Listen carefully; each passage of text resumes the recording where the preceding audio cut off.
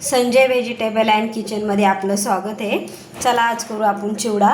चिवड्यासाठी घेतलाय मी अर्धा किलो पातळ पोहे, थोडी घेतली 2 चम्मच पिठी साखर, 1 वाटी शेंगदाणे, 1 वाटी डाळ्या, 1 वाटी खोबरं कापून घेतलं, अर्धी चम्मच हळद घेतली, 1 चम्मच मीठ घेतलाय, थोड्या 7-8 मिरच्या घेतल्यात कापून, थोडा कढीपत्ता घेतलाय, थोडी कोथिंबीर घेतली।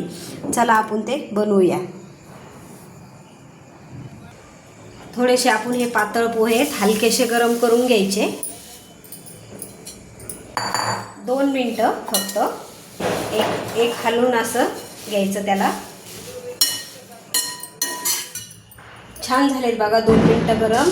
असं थोडं कुरकुर आवाज आला की याला काढून घ्यायचं। आपण याला मोठ्या ताटात टाकून द्यायचं। तेल तापलंय, आपण त्याच्यात आता खोबरं टाकायचं। छान खोबरं लाल बारीक गॅसवर करायचं।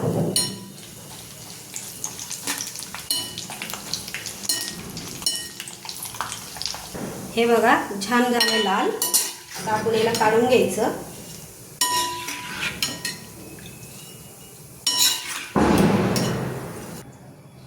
आता हे खोबरं याच्यावर छान टाकून घ्यायचं पोह्यावर। आता आपण शेंगदाणे भाजायचे। याला पण छान 2 मिनिटं लाल होऊ द्यायचं। छान झाले आपले शेंगदाणे बी लाल। आता याला पण काढायचं असतं।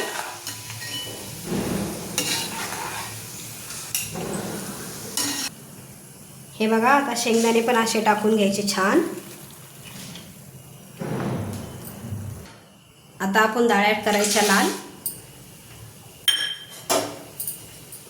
याला पण छान 2 मिनिटं लाल करून घ्यायचे।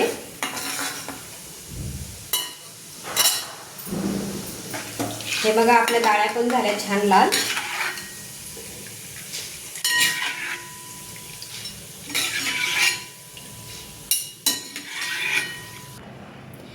चला आता डाळ्या पण टाकून घ्यायच्या।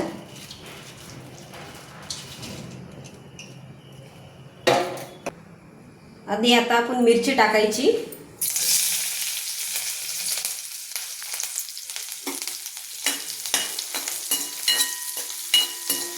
याला छान 2 मिनिटं लाल होऊ द्यायचं। मिरची झाली, आता त्याच्यात आपण कढीपत्ता टाकायचा।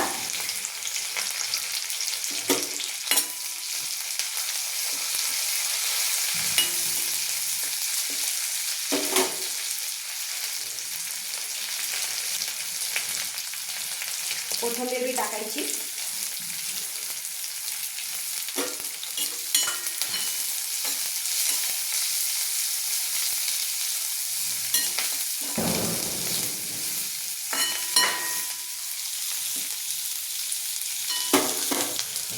हळद,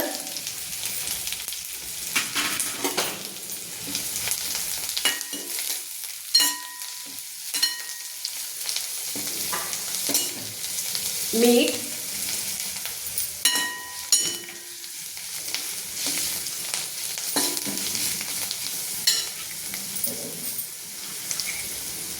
थोडी पिठी साखर,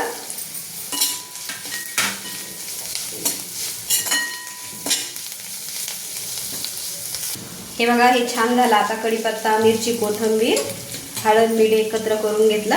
आता आपण चिवड्यावर टाकून घ्यायचं। आता याला छान मिक्स करायचं। आता आपण याला मिक्स करून घेऊ। छान आपण आता हळूहळू याला एकत्र करून घ्यायचं, म्हणजे याला हळद सगळीकडे लागली पाहिजे। आता आपण याला मिक्स करू छान।